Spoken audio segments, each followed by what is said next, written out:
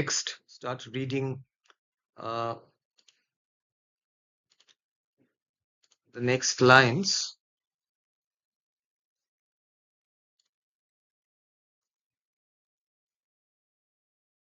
Okay, so here we are.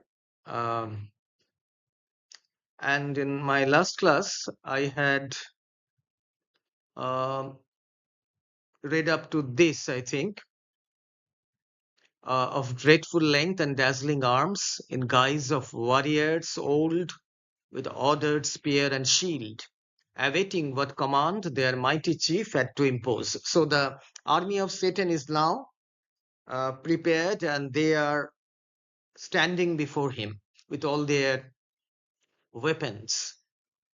So now Milton will describe this army. He will compare this army of Satan, which is not to be compared with any human army, and he will compare them with other armies also.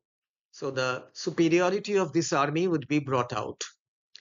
He, through the armed files, darts his experienced eye, and soon traverses the whole battalion views, their order due, their visages and stature as of gods, their number last he sums. So now Milton is describing how Satan looks through this uh, the army that had gathered before him. So obviously, as we can see, he as an experienced general, he darts his experienced eye. He looks here and there like an experienced general, and soon traverses the whole battalion views. And he looks at the whole army, the orders that they have maintained, and their visages means their faces, and stature as of gods.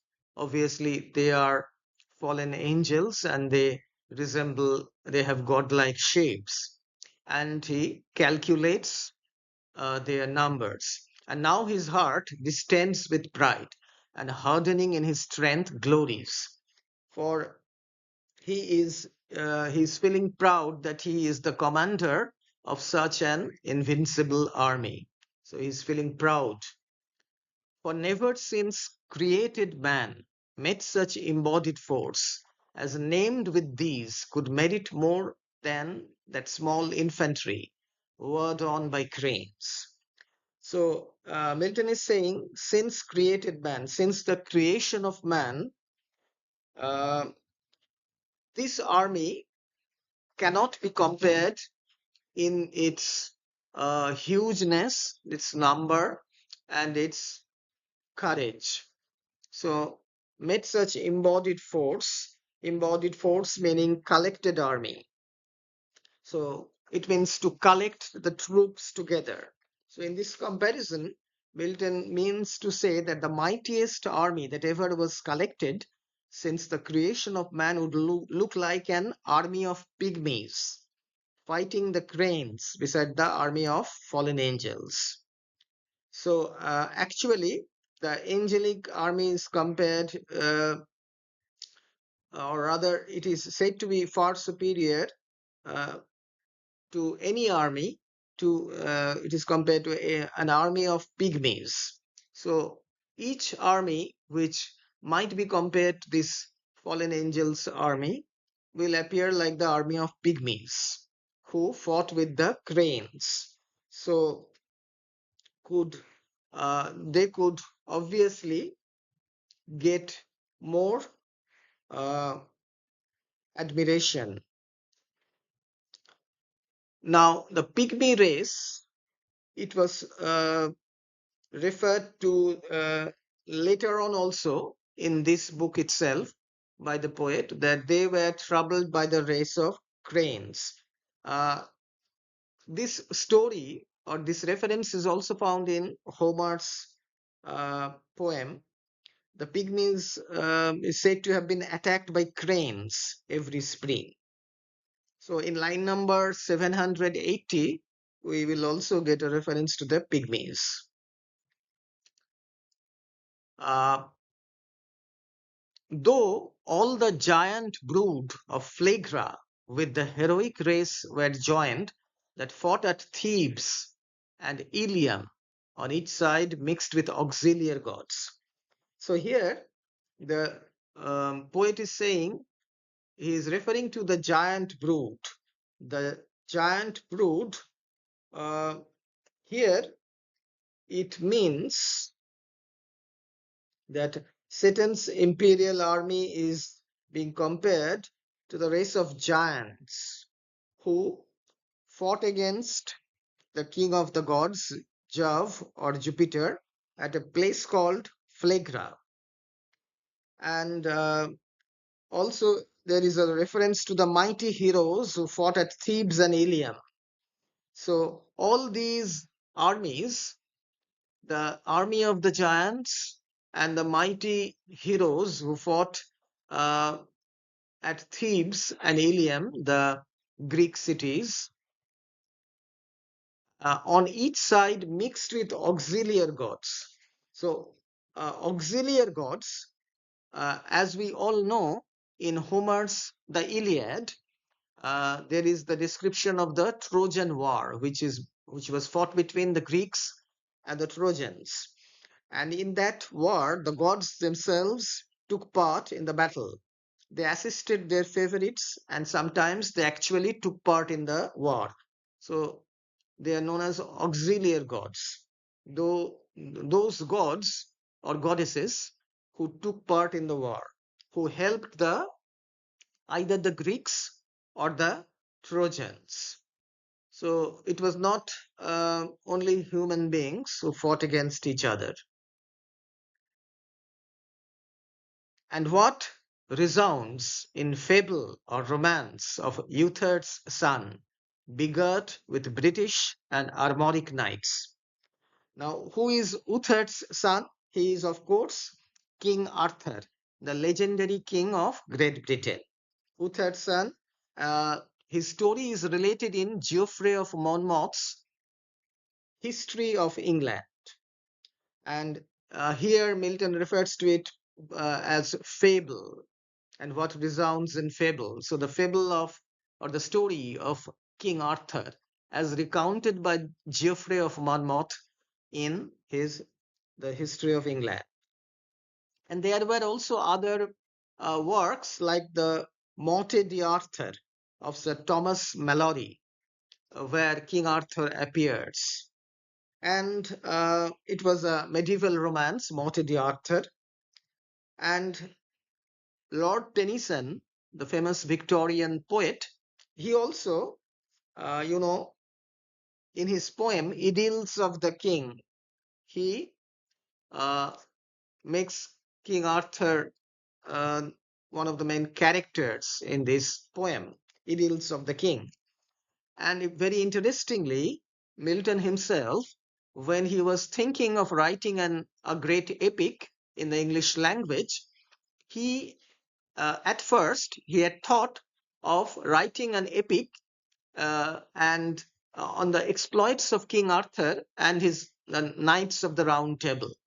You know that King Arthur had a number of knights, Sir Lancelot, Sir Galahad, then there were Sir Gawain. So, so Milton himself once thought that he would write an epic celebrating the exploits of King Arthur and his knights. But he abandoned that idea, and of course, as we can see, he took up the idea of the fall of man, which more suited his temperament, and it was a more, you can say, a far more sublime theme, the fall of man, and how man was uh, tempted by Satan. So here, Uther's son is King Arthur, begirt with British and Armoric knights. British, you can understand, obviously, the uh, knights, British knights who were fighting for Arthur. Armoric, it means Breton, Breton. Breton is a French province. Actually, it is called Brittany, Brittany. and it was inhabited by the Britons, Britons, and some of Arthur's knights are represented as belonging to Brittany. So both British and Armoric knights, and all who since baptized or infidel jousted in Aspremont or Montalban, Damasco or Morocco or Trebizond. So Milton, as I told you, he's very fond of these exotic place names, these foreign-sounding place names, these sonorous, pleasant-sounding, which have a kind of a serious, sound. Big place names. So he uses these place names, and as you can understand, and all who sins, baptized or infidel. Baptized means the Christians. So in Christianity, there is this ceremony called baptism. When a baby is born, he or she is baptized or he is given a christened. The ceremony of christening, baptized with holy water. And infidel means all the other non-Christians, obviously. So either Christians or non-Christians who jousted means fought in Asprabant. Asprabant was a city in the Netherlands, that is Holland. And uh, this city is mentioned in, in the poem Orlando Furioso, written by Ariosto, the Italian poet.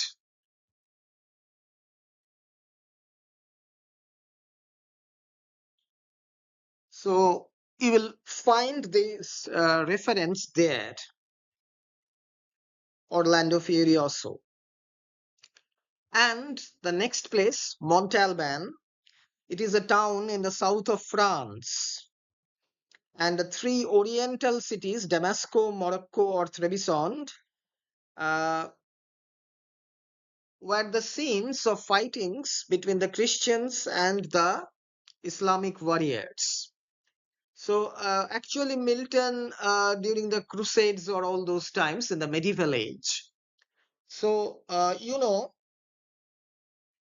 Milton is actually fond of these names, and he seems to have selected the names merely for the sake of their sounds, their musical sounds.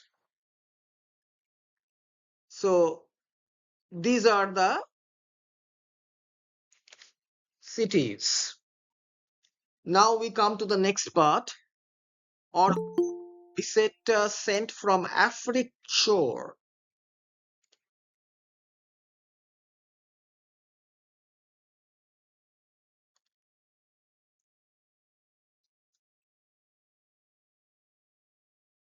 So Besetter sent from Afric shore, um, when Charlemagne with all his peerage fell by Fontarabia. So here also, Biserta is an African town near Tunis, Tunis. And there is the story of Charlemagne. Charlemagne, Charlemagene. He was the king of France, Charles the Great, 742 to 814 AD. I think you have read about Charlemagne in your history books, medieval history. And he was the French king, a great French king. And he had, like King Arthur, his peerage, or the 12 peers of France, who were known as paladins, Paladins. And the most famous of them were Roland, who was also known as Orlando, and Oliver. So the Song of Roland, that is a medieval poem, how Roland refused to seek help from his king when he was besieged by the forces of the Turks. Now here, Charlemagne, or Bizerte, as I have said, African town near Tunis, sent from Afric shore when Charlemagne with all his peerage fell by Fontarabia. So there is this place called Fontarabia where the French army led by Charlemagne or Charles the First, Charles the Great. So he lost the battle and was his army and was destroyed. So these lines you know, actually Milton is trying to show us the invincibility or the kind of uh, greatness of Satan's army as compared with all other armies of old. So he is listing the greatest embodied armies in history since created man, all of which could only be as the pygmies compared with Satan's army. So there is this, all these, you know, names which Milton describes or he refers to.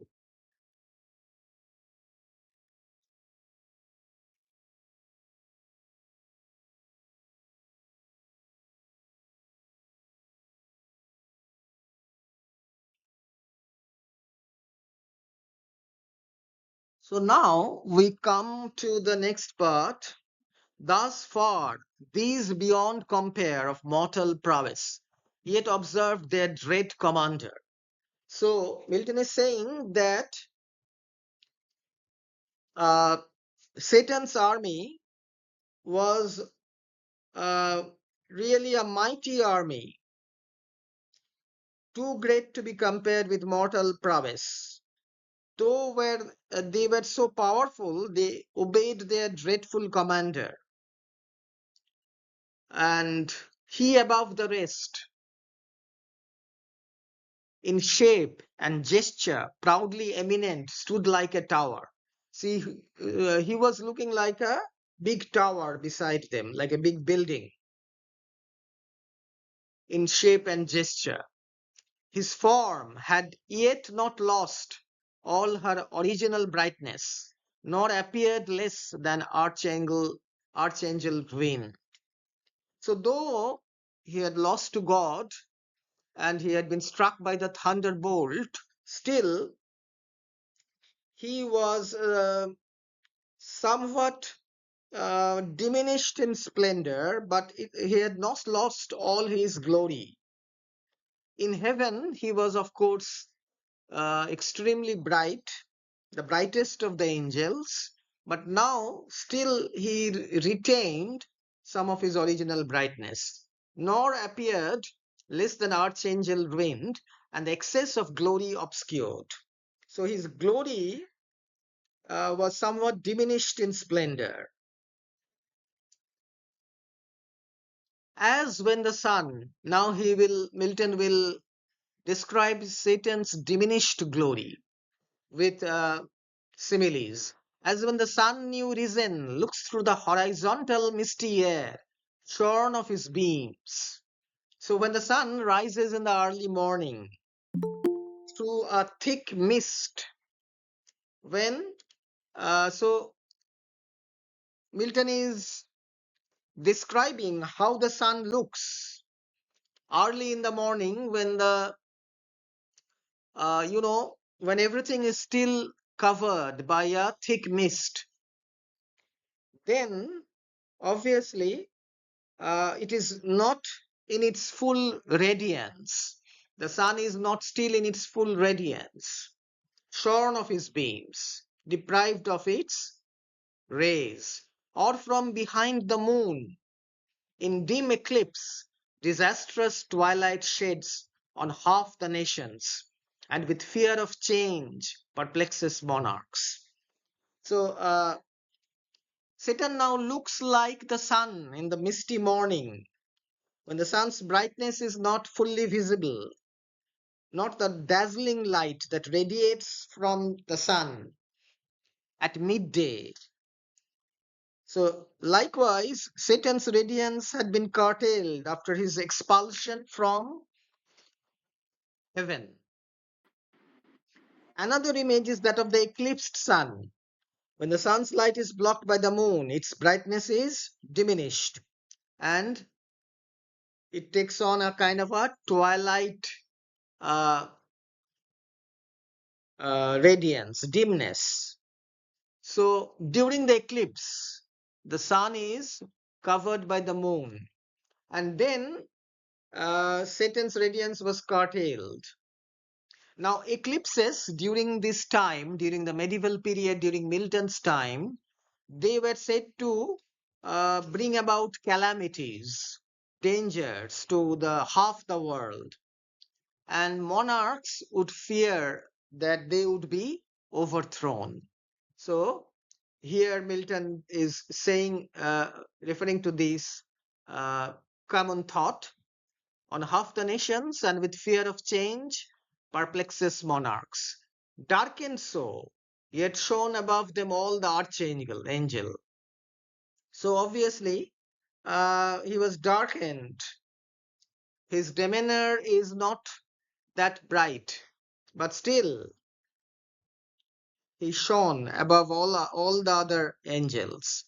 Milton uses this word, archangel, in the sense of a leader of angels, and not in the sense of the order of angels, of which the archangel was one. So, only as being Satan being the leader of the fallen angels.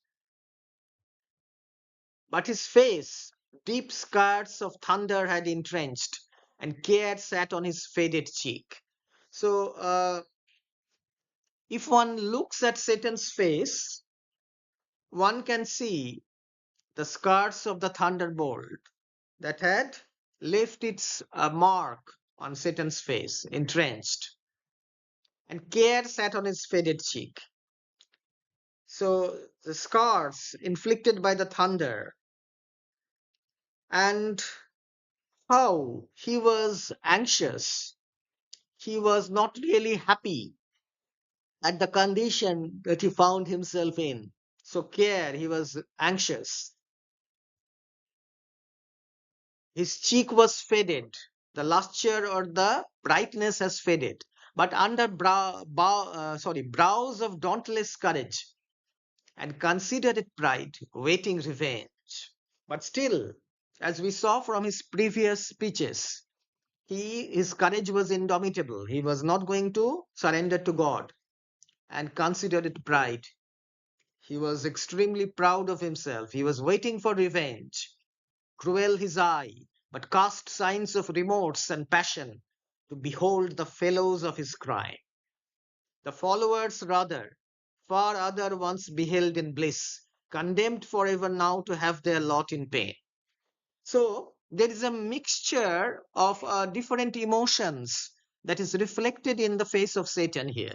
Milton is describing the face of Satan, and there is a mixture of pride, revenge, but also a sense of remorse and sadness, because he understood that uh, obviously uh, his followers would now, they have lost heaven because of their rebellion with him.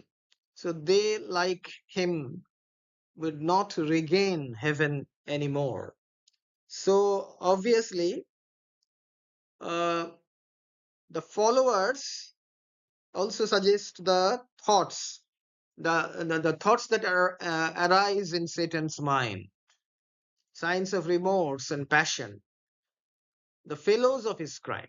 The fellows meaning his uh, fallen angels, followers rather, for other ones beheld in bliss. So once they were in bliss in heaven, but they are now condemned forever now to have their lot in pain. So eternal pain is now their lot. Millions of spirits for his fault amerced of heaven. Amerced meaning deprived, deprived of. So now they are deprived of heaven because of his fault, that is his rebellion, and from eternal splendors flung for his revolt. So It is for his rebellion. Yet faithful how they stood, their glory withered. So still they were faithful to Satan. After their debacle, they were faithful to Satan, though they had lost their glory. It had diminished. And again, the simile will come, the army of Satan now will be compared as when heaven's fire had scathed the forest oaks or mountain pines, with singed top their stately growth, though bare. So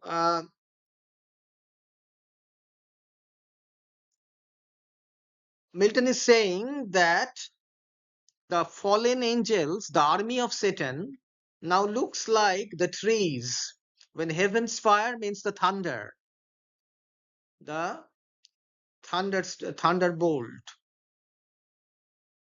had scathed the forest oaks or mountain pines. So the big trees which grow in the forest, the oaks or the pines, with singed top, singed means burned, their stately growth, though bare, stands on the blasted heath.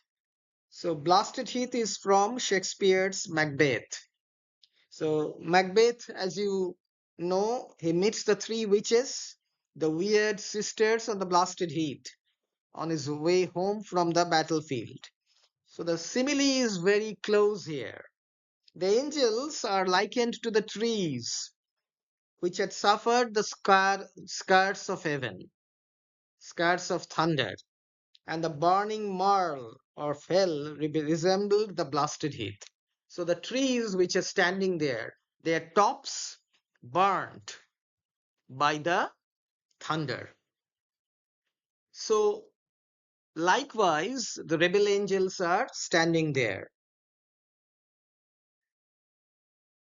He now prepared to speak, whereat their doubled ranks the bend from wing to wing, and half enclose him round with all his peers.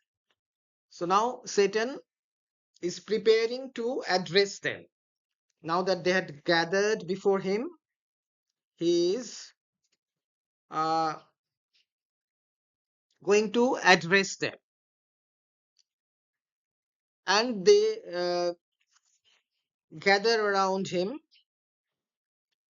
with from wing to wing. So, and they enclose round him. They come near him with all his peers. Attention held them mute. So they were eagerly waiting for Satan to speak out. Thrice he essayed, and thrice in spite of scorn, tears such as angels weep burst forth. At last words interwove with sighs found out their way. So here Satan's sympathy for the misery he has brought on his followers is one of the most moving touches in Milton's presentation of him as a tragic character. So Milton somehow uh, portrays him here as a tragic character. It recalls, some of uh, Macbeth's reactions to his own guilt. So Satan tried to speak. Thrice he wanted to speak out, but he, in spite of his scorn and in spite of his sense of injured merit, his pride, his desire to exact revenge, all these things, essayed means tried, attempted. So, in spite of his pride and burning desire for revenge, he somehow or the other reverted to the angelic purity of feeling. So obviously, he now sheds some tears, such as angels weep.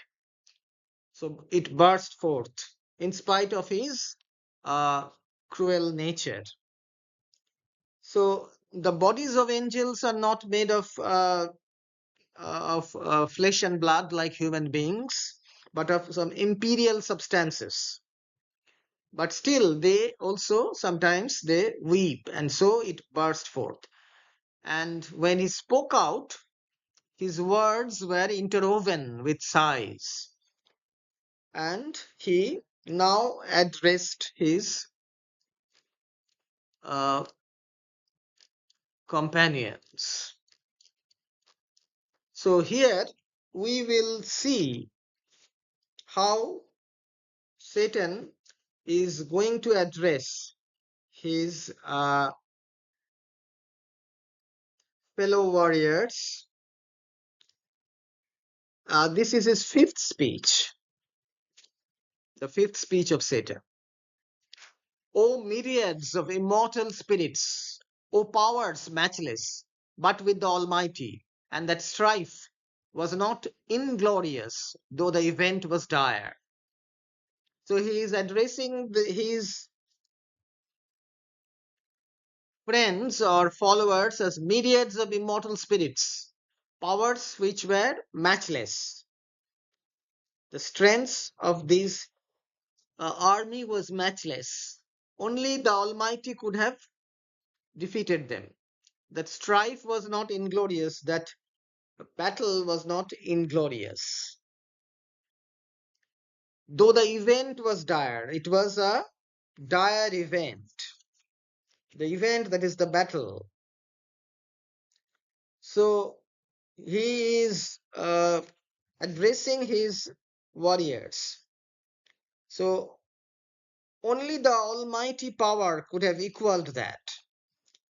And strife here meaning the contest with the Almighty. Event, the outcome was really a sorry outcome for them. As this place testifies, and this dire change, hateful to utter. So the place now testifies to what had happened to them. Now they are inhabitants of hell from their residence in heaven. So this dire change, hateful to utter. So Satan is not going to, it is hateful to him. But what power of mind, foreseeing or presaging from the depth of knowledge past or present, could have feared? How such united force of gods, how such as stood like these could ever know repulse? So he's saying, he's justifying himself. He's saying that how uh, they could have known, what power of mind, what foreknowledge could have enabled them to understand that they would be repulsed. Their great army, their powerful army would be repulsed by God. So it was not possible to know from any kind of knowledge. For who can yet believe, though after loss, that all these puissant legions, whose exile hath emptied heaven, shall fail to reascend self-raised and repossess their native seat? So he's again saying, or who can yet believe? It is unbelievable. Only after their loss they can understand. Puissant legions. Puissant means powerful.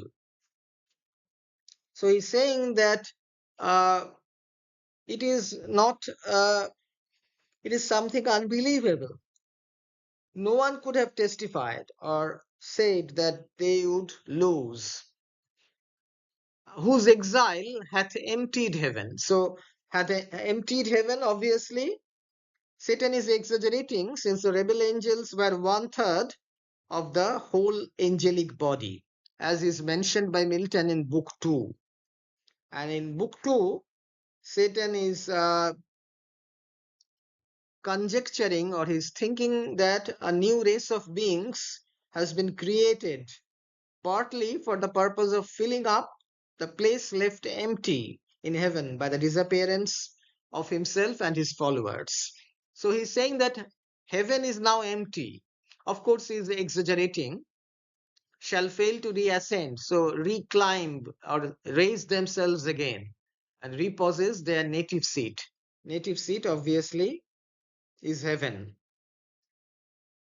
For me, be witness all the host of heaven.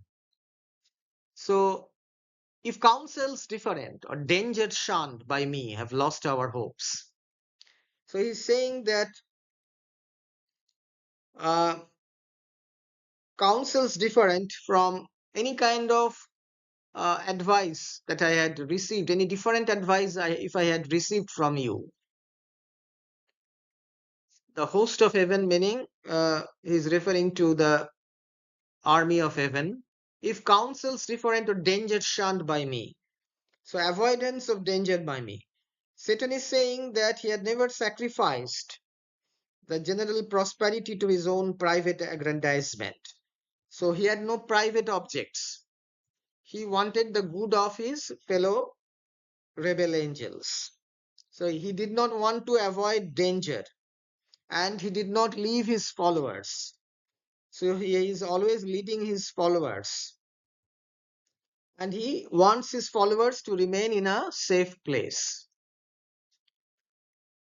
So he is saying that the host of heaven, that is both the loyal and the rebel angels, can testify to whether our hopes were disappointed because I advised delay or shunned any dangers. So he is justifying himself. But he who reigns monarch in heaven, till then as one secure sat on his throne, upheld by old repute. So obviously is referring to God. So he is feeling secure. He is sitting on his throne, upheld by old reputation. Consent or custom. So the angels are consenting to consider him as their king. It is a kind of a custom, and his regal state put forth at full, but still his strength concealed. So he had concealed his strength, and that the fact that he was more powerful than us, which tempted our attempt and wrought our fall. So he's saying that we had been duped. We did not know the full strength of God, and we were. That is why we thought that we would be able to overthrow God. So we were tempted, and it brought about our fall. Henceforth his might we know, and know our own, so as not either to provoke or dread new war provoked. So he's saying now we have the knowledge. We have the knowledge of his power, and also we know about our own power. So we are not going to provoke a war, or we will not feel afraid if a new war is coming. Our better part remains to work in close design by fraud or guile, what force effected not. So these lines are important as a kind of giving an insight or a glimpse into the mind of Satan. What is he now trying to do? He has understood that he will not be able to overthrow God by force. He does not have that power. But he has a better plan to work in close design. So, to work by guile or by means of trickery, by fraudulent means, what force effected not. So, obviously, he is planning a different kind of a, you can say, making a different plan, that he no less at length from us may find, who overcomes by force hath overcome but half his foe. So this is another famous line. So he no less at length, he meaning God, at length meaning finally, he will find that he who has overcome by force, who has used force to overcome his enemy, he has overcome only half of his enemy. So he who overcomes by force only conquers the body of his enemy. The mind, it is still remaining unconquered. So, as we know how Satan had declared that his mind remains unconquered. So he's saying that here. Space may produce new worlds, whereof so rife there went a fame in heaven, that he ere long intended to create. So he's saying that uh, new worlds might be created. And fame meaning rumor. This word, there went a fame in heaven. A rumor was prevalent, was rife, meaning it was prevalent in heaven, that he ere long intended to create and therein plant a generation whom his choice regard should favor equal to the sons of heaven. So he is referring to the creation of the human beings, the first man and the first woman. So he had heard from, there was a kind of a rumor in heaven that God had planned to create a different set of beings and to place them in a choice part of heaven and to shower favor on them equally as he did on the sons of heaven, meaning the angels. Thither, if but to pry, shall be perhaps our first eruption. So he's saying to the fallen angels that they should try to gather news about this. So we should try to pry, meaning to uh, look, look for secretly. Shall be perhaps our first eruption here means to break out from hell. So go on an expedition and find out what God is doing. It should be our first job, thither or elsewhere. For this infernal pit shall never hold celestial spirits in bondage. So Satan is saying that God had thrown him and the others into this infernal pit of hell. But he is not going to remain here in bondage, not the abyss long under darkness cover. So the chaos would not be covered in darkness for long. But these thoughts full counsel must mature. So he's saying that what we have learned through rumors must be pondered over, or we should have a kind of a full discussion on these matters. Peace is despaired, for who can think submission? So peace is despaired, obviously, there is no hope of peace with God.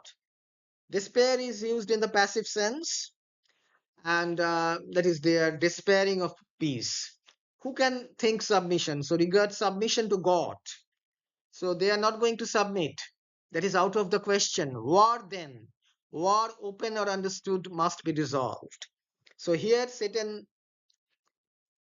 finishes his fifth speech and he calls upon his friends or companions, the fallen angels, to resort to guile or trickery because they cannot equal God in strength. So they are now going to resort to trickery and they should now find out what God is planning to do regarding the rumor that was rampant in heaven, that was there in heaven, that he was going to create a new race of beings and he would be favoring them like the angels in heaven. So he wants to know, he's very curious about these all these news that had come to him. So he is ever defiant, as you can see. He's not going to surrender to God, and open or understood. Either it should be open war if it is necessary, or understood, meaning kind of a covered or secret warfare.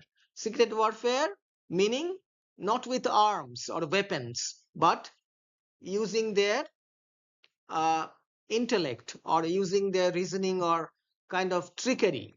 So this is what Satan calls upon his fallen angels to do. So let us stop here, and we have completed a fair portion of this poem. So the fifth speech of Satan is complete, and line number 662 we have done until up till this.